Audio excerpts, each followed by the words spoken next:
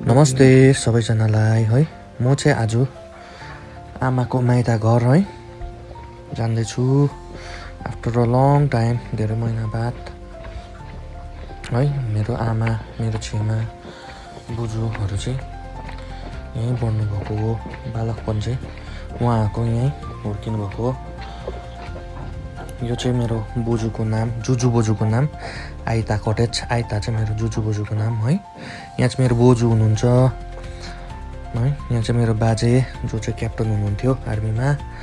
यहाँ चाहिँ उहाँको केही झलक है, उहाँको अचिभमेन्टको आर्मीमा हुँदा उहाँले पाउनुभएको अवार्डहरू है। एउटा मेमोरिजै रहँदो रहेछ मान्छेको जीवनमा है। यो सबै उहाँको आर्मी ड्युटी टाइमको मेमोरिजहरू है। यहाँ चाहिँ उहाँको पुरानो ह्याट है जो चाहिँ सम्हालेर राखेको छ अहिलेसम्म। यो चाहिँ उहाँले अवार्ड पाउनुभएको प्रेसिडेन्टको हातबाट है दिल्लीमा।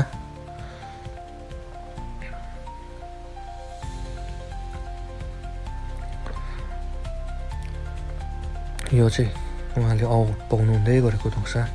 उहाँ चाहिँ पेन्टिङमा चाहिँ एकदमै प्यासिनेट हुनुहुन्थ्यो क्या, एकदमै चित्रकार हुनुहुन्थ्यो है।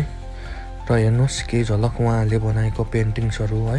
कतिवटा त अब यहाँबाट कहाँ सर्कुलेट भइसक्यो है, घर फ्यामिलीले लगिसक्यो। एकदमै प्यासिनेट हुनुहुन्थ्यो क्या। त्यो फ्रेमहरू जुन चाहिँ तपाईँहरूले साइडमा देख्नु हुँदैछ त्यो पनि उहाँले आफै बनाउनु हुन्थ्यो भन्छ है। फेमिलीहरूले पनि भन्दा चाहिँ उहाँले चाहिँ कसरी बनाउनु हुन्थ्यो भन्दा चाहिँ अब बोजूहरूकोबाट सुनेको है। जुन चाहिँ कागजहरू हुन्छ त्यो चाहिँ अब केही केमिकलमा हालेर है, केमिकलमा हालेर चाहिँ त्यहाँदेखि चाहिँ कति अब महिना वर्ष सुकाएर चाहिँ त्यसको फ्रेम बनाउनु हुन्थ्यो क्या। त्यो साइडमा डिजाइनहरू निकालेर जुन चाहिँ अब देख्नुहुन्छ तपाईँहरूले है। त्यो फ्रेम बनाएको चाहिँ साइडमा यो चाहिँ उहाँले आफै बनाउनु भएको है फ्रेम, नक्सा, चित्र है।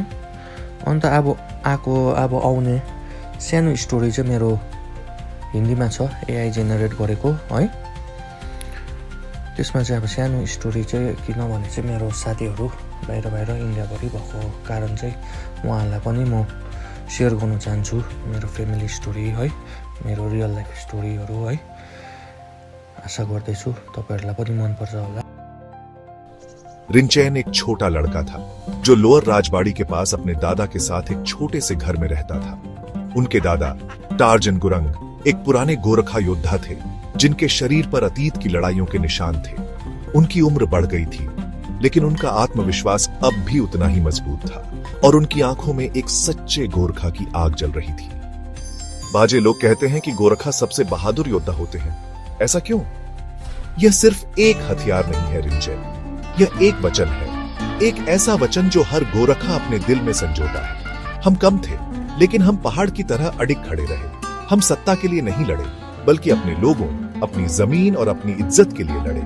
दुश्मनों के पास संख्या थी लेकिन हमारे पास संकल्प था और अंत में हम जीते क्योंकि जीतना हमारी मजबूरी थी, हारना हमारा विकल्प नहीं। रिंचैन ने आश्चर्य और गर्व के साथ अपने दादा की बातें सुनी। उसने समझ लिया कि गोरखा होने का मतलब सिर्फ हथियार उठाना नहीं है बल्कि कठिनाइयों के सामने अडिग रहना, अपने देश और परिवार की रक्षा करना और अपने सम्मान के लिए लड़ना है। सालों बाद जब रिंचैन बड़ा हुआ तो उसने भी अपने दादा की विरासत को अपनाया। हर कदम पर उसे टार्जन गुरंग की बातें याद आईं। उसे पता था कि गोरखाओं की यह भावना हमेशा जीवित रहेगी।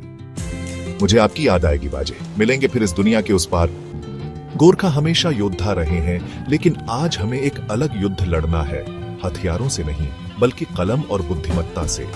हमें दुनिया को यह साबित करना होगा कि हम सिर्फ लड़ाके नहीं बल्कि निर्माता, विचारक और नेता भी हैं।